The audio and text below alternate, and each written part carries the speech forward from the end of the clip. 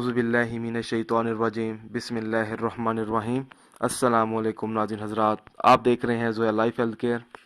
दोस्तों, आज मैं आप लोगों को एक बेहतरीन अमल बताने जा रहा हूँ।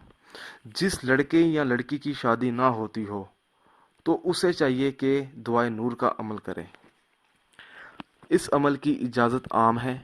अमल बताने से पहले मेरी आप लोगों से गुजारिश है, दोस्तों इस अमल को आप लोगों ने जायज़ मकसद के लिए इस्तेमाल करना है, ना जायज़ मकसद के लिए हरगिज़ इस्तेमाल नहीं करना, वरना कोई फ़ायदा नहीं होगा।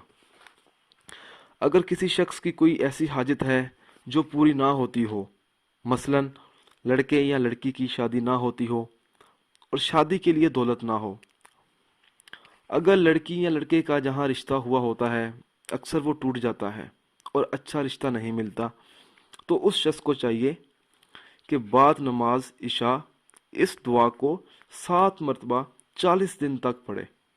दोस्तों, इस अमल को आप लोगों ने जुमेरात के दिन से शुरू करना है।